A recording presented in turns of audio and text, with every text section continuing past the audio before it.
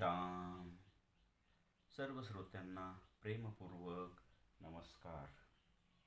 श्रोतेहो, आपण स्वामी विद्यानंद यांच्या भावार्थ रामायण संक्षिप्त या ग्रंथाच्या आधारे निर्माण झालेला मला भावलेले भावार्थ रामायण अर्थात आत्मपरायण हा ग्रंथ आपण पाहत आहोत. आज अयोध्याकांडातील अध्याय 18वा. श्रीराम पादुकासह भरत अयोध्येत येतो.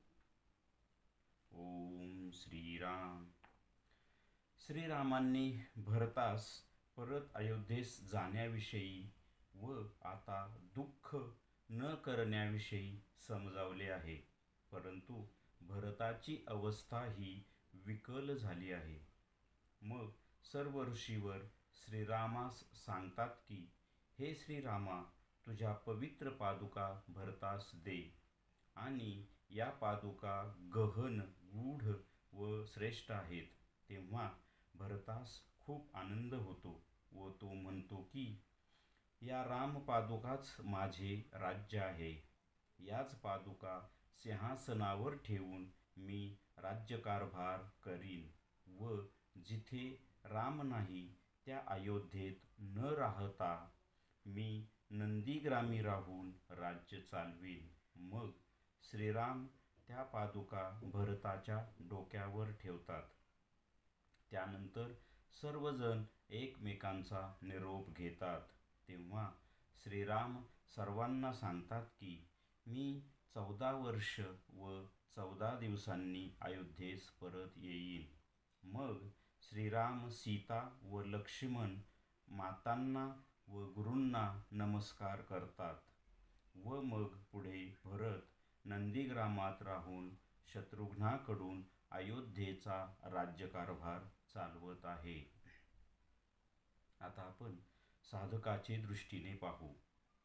साधक आपल्या साधनेने व गुरुकृपेने आत्मदर्शन प्राप्त करून घेतो. तेव्हा तो आपल्या सद्गुरूंचे पवित्र चरणकमल आपल्या मस्तकावर म्हणजेच आज्ञाचक्रावर प्रस्थापित करण्यासाठी पात्र होतो. तेव्हा त्याचे सद्गुरू आज्ञाचक्र कार्यान्वित करून पुढील आत्मप्रवास करण्याचा मार्ग मोकळा करून देतात. तेव्हा ते त्याच्याकडे विशेष कार्यभार सोपवतात. त्याचे प्रतीक म्हणजेच हे चरणकमल किंवा पादुका होय व ते त्याच्या मस्तकावर म्हणजेच भ्रूमध्य स्थित आज्ञाचक्रावर स्थापित करतात. हेच तर सद्गुरूंचे स्थान असते व या पादुका ह्या निर्गुण तत्वाच्या म्हणजेच गुरुतत्वाच्या प्रतीक आहेत. पादुका म्हटल्या की तिथे व्यक्ती येत नाही, तर ते तत्व येते. व्यक्ती येतील जातील, परंतु ते परम गुरुतत्व मात्र अखंडित आहे व असते. ते तत्व आद्य आहे, अनंत आहे, ज्यापासून हे विश्व निर्माण होते असे हे गुरुतत्व आहे व हे गुरुतत्व खूप गहन व गूढ असते. ते समजण्यास, सांभाळण्यास व त्याचा विकास आणि उत्क्रांत करण्यास म्हणजे त्या तत्वापासून इतर जनांचा उद्धार व कल्याण करण्याचे कार्य फार कठीण असते. आणि हे गुरुतत्व सांभाळण्यासाठी, पुढे प्रवाहित करण्यासाठी अशा काही महान व श्रेष्ठ थोड्याच व्यक्ती असतात. त्यांचीच सद्गुरू निवड करतात व त्यांच्यावर लोककल्याणाचा कार्यभार सोपवतात. या पादुका डोक्यावरच का ठेवाव्यात? तर हे श्रेष्ठ असे गुरुतत्व नेहमी शिरोधार्य असावे. गुरुतत्व नेहमी सावधानतेने सांभाळावे लागते. त्याची गरिमा, महिमा टिकवून ठेवावी लागते.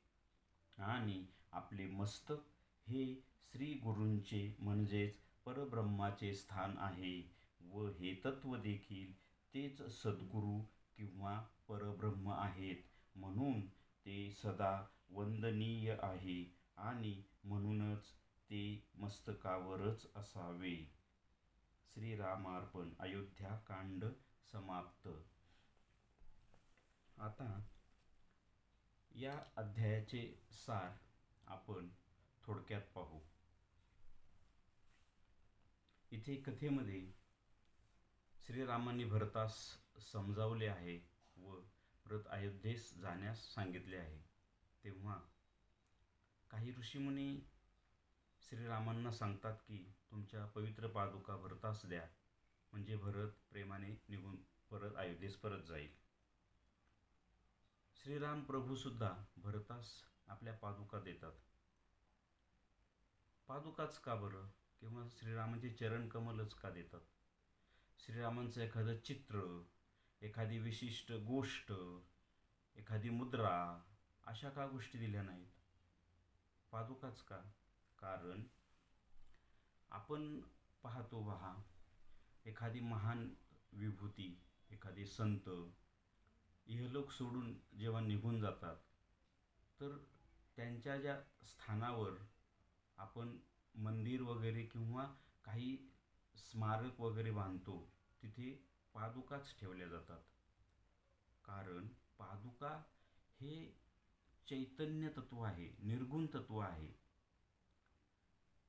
ती व्यक्ती जोपर्यंत देहात होती तोपर्यंत आपण देहाने व्यवहार करतो, म्हणजेच सगुणातून आपण त्याची पूजा अर्चा कार्य सगळं आपण करतो.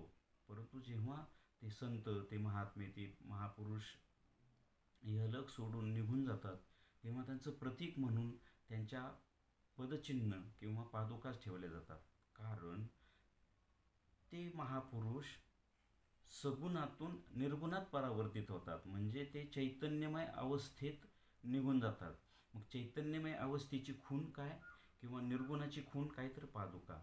म्हणून इथे कथेत सुद्धा श्रीराम आपल्या पादुका भरतास देतात. तर पादुका हे निर्गुणाचं प्रतीक आहे आणि त्या पादुका अयोध्येत नेऊन राजगादीवर ठेवणे म्हणजे श्रीराम प्रभू चैतन्य स्वरूपाने त्या गादीवर बसलेले आहेत असं त्याचा अर्थ होतो. म्हणून त्या पादुका भरतास दिल्या जातात व भरतही तो घेऊन अयोध्येस सिंहासनावर पादुका ठेवून पुढील राज्यकारभार चालवतो. आता साधकाच्या दृष्टीने हे कसं, तर साधक अनुग्रहित होऊन आपली दिव्य साधना करून गुरुकृपा मिळवतो, आत्मदर्शन मिळवतो, आत्मसाक्षात्कारी होतो. मग त्याला हे मिळाल्याचं चिन्ह आणि मिळवून देणाऱ्याचं चिन्ह म्हणजे पादुका. आणि हे चरणकमल साधकाच्या कुठे असतं, तर भ्रूमध्यामध्ये. भ्रूमध्य हे सद्गुरूंचं स्थान आहे.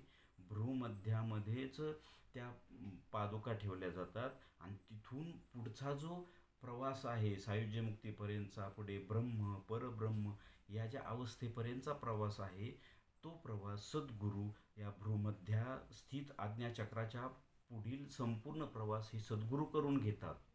आणि म्हणून ते स्थान म्हणजे भ्रूमध्य म्हणजेच पादुका मस्तकावर ठेवल्या जातात. कारण भरताने पादुका मस्तकावर धारण करून तो अयोध्येला निघून गेलेला आहे. साधकाच्या दृष्टीने ते निर्गुण तत्व म्हणजे भ्रूमध्यापासून आतमध्ये, भ्रूमध्यापासून पुढचा जो प्रवास आहे तो प्रवास म्हणजेच पादुका. पादुका हे निर्गुण तत्व आहे. पादुका हे गुरुतत्व आहे. गुरुतत्व म्हणजेच विश्वाच्या निर्मितीचे स्थान. म्हणजे आणि साधकाच्या देहाच्या दृष्टीने विचार केला तर ते स्थान म्हणजे भ्रूमध्य. तिथून वरचा जो प्रवास आहे तो निर्गुणाचा प्रवास आहे, तिथून खालचा जो प्रवास आहे तो सगुणाचा प्रवास आहे. म्हणून याचं प्रतीक म्हणजेच भ्रूमध्य म्हणजेच निर्गुणातल्या पादुका. आणि याचं अजून एक चिन्हित असं सांकेतिक चिन्ह जर म्हटलं तर साधकाला तिथे सद्गुरू गुरुपदावर आरूढ करतात. तोपर्यंत गुरुपदावर तो आरूढ झालेला नसतो किंवा ती पात्रता मिळालेली नसते. साधकाला त्यानंतर गुरुपदावर आरूढ होण्याचे जे जो सन्मान मिळतो तो सद्गुरू त्याला तेव्हा तिथे देतात. म्हणजेच सद्गुरू आणि शिष्य हे तिथे एकरूप होतात. मग शिष्य सद्गुरू रूप झाल्यानंतर त्याला आपोआपच गुरुपदाचा अधिकार मिळतो. आणि याचं प्रतीक म्हणजे ह्या पादुका आहेत. आणि ते चिन्ह साधकाच्या भ्रूमध्ये स्थित असतं. अशा प्रकारे साधक आत्मसाक्षात्कारी झाल्यानंतर, मुक्तीचा सोहळा मिळाल्यानंतर त्याला गुरुपदावर आरोहित केलं जातं. त्याचा संकेत म्हणजे ह्या पादुका आहेत. आणि तिथे साधकाचा साधक पण निघून जातं. तो निर्गुण तत्वाशी एकरूप होतो. म्हणून त्याचं निर्गुणाचं तत्व म्हणून त्याला तिथे पादुका स्थापित किंवा चरणकमल स्थापित केलेल्या जातात. आपण पाहतो ज्या ज्या ठिकाणी आपल्याला पादुका पाहायला मिळतील, म्हणजे आता आपण श्री दत्तांची स्थानं जर पाहिली तर तिथे श्री दत्तांची मूर्ती पाठीमागे बसवलेली असते किंवा नसते सुद्धा. त्यांच्या पादुका बसवल्या जातात. त्यांच्या जर आपण गाणगापूर, नृसिंहवाडी किंवा पीठापूर, ज्या ज्या ठिकाणी आपण हे पाहू ना, त्या त्या ठिकाणी पादुका बसवलेल्या असतात. पादुका म्हणजेच निर्गुण तत्व आणि पादुका म्हणजेच गुरुतत्व. आणि गुरुतत्व हे विश्वाचं आद्यतत्व आहे. तेच ब्रह्म, तेच परब्रह्म तत्व. आणि याचं प्रतीक म्हणून या पादुका असतात. आता इथे अयोध्याकांड आज समाप्त होत आहे. पुढील भागापासून आपण अरण्यकांडाला सुरुवात करीत आहोत. श्रीरामार्पणमस्तु. हरिओम तत्सत. ब्रह्मार्पण.